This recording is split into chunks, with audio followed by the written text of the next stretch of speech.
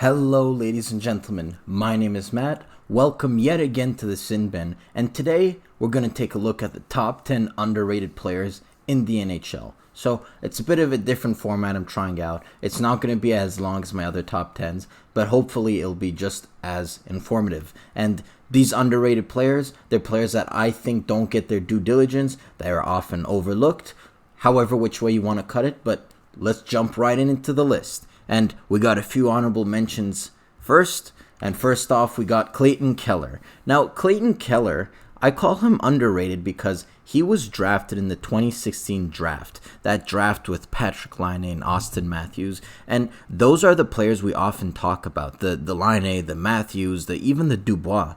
No one ever talks about Clayton Keller. When he came onto the scene as a rookie, he scored 65 points in 82 games, which is very solid. Last year was a bit of a disappointment. He only got 47 points in 82 games, but I think that's a product of playing in Arizona. He might not have the best supporting cast as opposed to playing on another team, so for that reason, Clayton Keller is an honorable mention.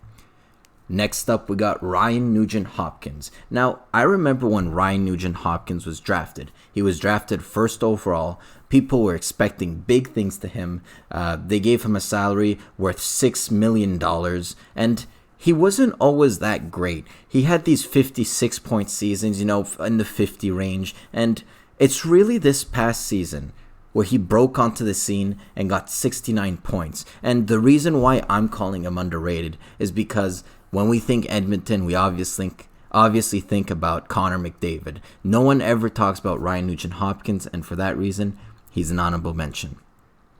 Our second to last honorable mention is Sam Reinhart. Now, Sam Reinhart, similarly to Nugent Hopkins, was a very high draft pick. He was the second overall pick in the 2014 NHL draft, and he started off his career, again, not horrible, but pretty slow. He went from 42 points to 47 points to 50 points, but it's really this past season where he got a 15-point improvement and managed to score 65 points in 82 games. I think that Sam Reinhart, is an essential piece to the Buffalo Sabres rebuild, and he'll be a key piece for them for years to come. But as of now, he's an honorable mention. And our last honorable mention is actually a curious one. It's Erik Gustafson. How many people here have heard of Erik Gustafson? Not much. Did you guys know he scored 60 points this past season in 79 games? Now, I'm not going to pretend like I know a lot about him because I don't follow the Chicago Blackhawks that much, but if you get 60 points in 79 games, that's enough for me to consider you an honorable mention. Now, let's go into the list. This is where the list starts at number 10, and we got Jeff Petry of the Montreal Canadiens. Now, I watch the Montreal Canadiens in and out. I watch every 82 games from the Canadiens, and I could tell you that people really overlook Jeff Petry, and people don't know how good he is. Sure, he might not get the type of points of a Brent Burns or Erik Karlsson or that type of stuff. He'll get you in the 40-point range, which isn't bad, but the reason why I'm putting him on the list is because Shea Weber has been injured very often during his tenure with the Montreal Canadiens, and Jeff Petry has been able to go into that number one right-handed defenseman slot and perform adequately. And I'll say it's even more than adequately. He performed greatly. I think that Jeff Petry is underrated when it comes to his skating ability. He's probably top 10 in the league for a skating defenseman. He's an extremely smooth skater, great agility, and people often overlook him. For that reason, he's number 10. Next up, we got Sean Couturier. Now, Sean Couturier is another player that I find people don't really talk about because if you think of the Flyers, we often think of Giroux, we often think of Voracek. And when Sean Couturier was drafted, he was drafted 8th overall in the 2011 draft. He had a couple of lackluster seasons when he came onto the scene. He never crossed the 40-point mark during his first 5 seasons, and it's not until that 2017-18 season where he bursted onto the scene and got 76-point season, and that's the exact amount of points that he managed to get this past season.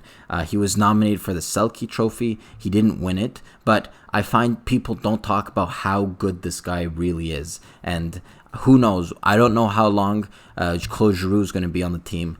I don't know how long Voracek is going to be on the team. He's going to be a key piece for them. So Couturier is my number 9.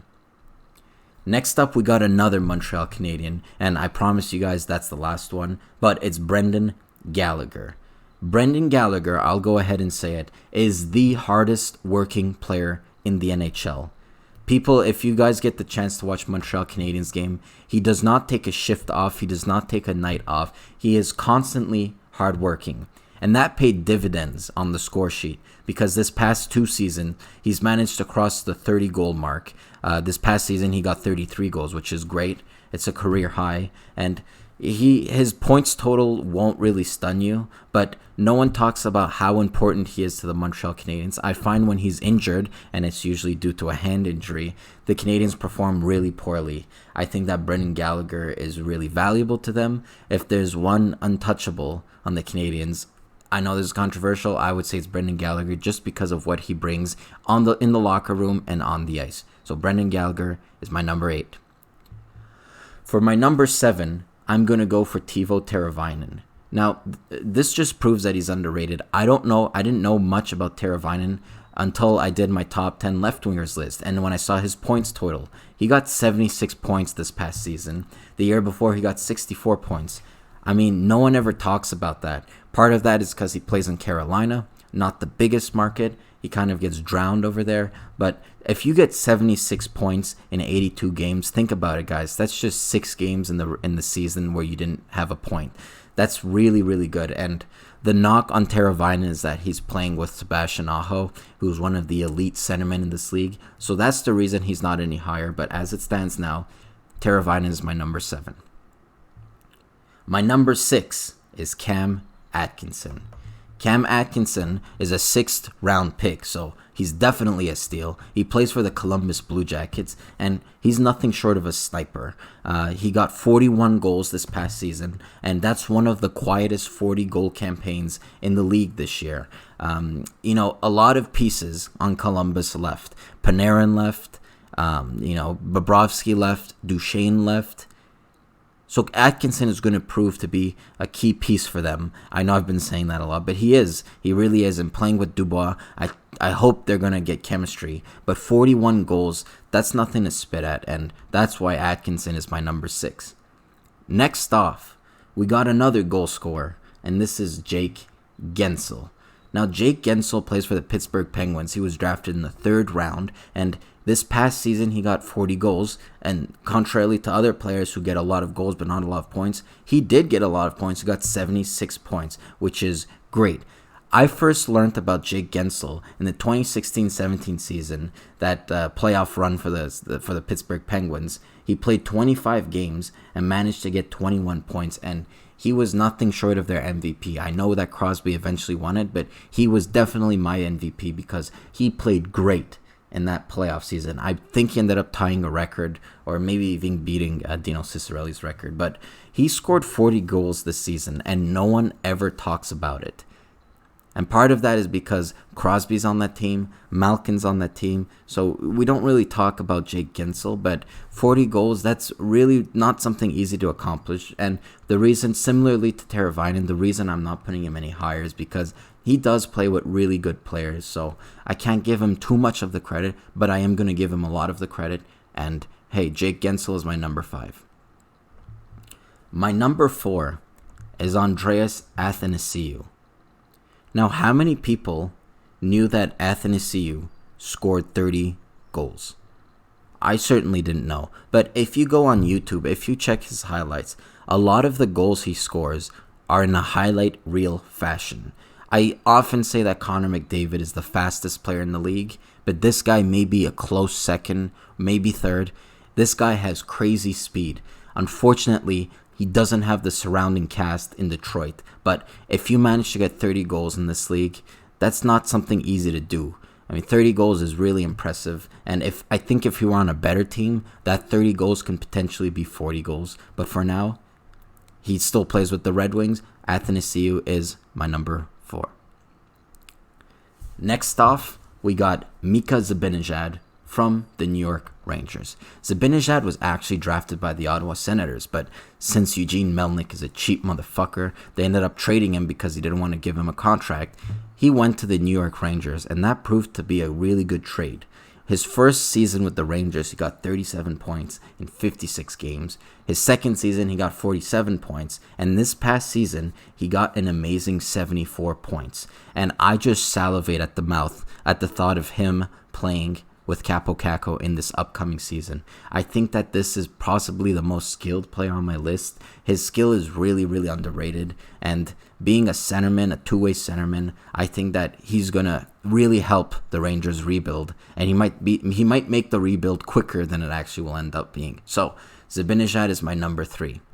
Next off is a kind of controversial one, because some people won't say that it's an underrated player, but I definitely think he is. And that player is Leon Draisaitl. Why does no one talk about Draisaitl? Well, I think that's kind of a rhetorical question because I know the reason. He plays with Connor McDavid. A lot of people will say that a lot of the goals he got is because he plays with McDavid, but I don't think that's really fair. McDavid wouldn't have got the assists he got had Leon Draisaitl not put the puck in the net. And speaking of putting the puck in the net, this guy is great at it. He got 50 goals this past season. He got 105 points. That's top 10 in the league. And yet, still no one will give him credit. Everyone keeps saying it's all McDavid, and I think it's the opposite. Well, not the opposite. I think they work great together. They synergize together. There's a symbiotic relationship. But I think that no one gives Leon Draisaitl enough credit as being a top 10 player in this league. I'm a huge Leon Draisaitl fan, and I think in this upcoming years, people will start changing their minds, and they'll start seeing how good this player actually is. So Leon Draisaitl is my number 2. Who do you guys think number 1 is going to be? Well, let me spoil the fun and just reveal him right now. My number 1 is Alex Radulov. I was first introduced to Alex Radulov in the 2015 season when the Montreal Canadiens signed him to a contract, and he was coming out of the KHL. 2016 season, my apologies. And he got 54 points, which isn't amazing, but it's not bad either. But what really stunned me about Alex Radulov is his work ethic. How much this guy wanted to win, how much this guy worked hard, and how he would celebrate when he scores a goal. I think apart from Ovechkin, no one is happier to score goals than Alex Radulov. The problem is that now he plays with Dallas, and Dallas has the Jamie Benns, Dallas has the Tyler Sagans. I think that Alex Radulov is better than both of those players. Again, that's really controversial for me to say, but I truly do think that. This past season, he only played 70 games. He had a few injuries here and there, but he managed to get 72 points. So he's over a point per game. That would have given him a bigger point total than Sagan or Ben had he continued on this pace. I think that he is criminally underrated, and for that reason, Alexander Radulov is my number 1 most underrated player. So what do you guys think? Let me know in the comments. Let me know in the chat. Please please subscribe to my channel. I hope you guys are enjoying these types of videos. And as usual, my name is Matt. Keep your stick on the ice.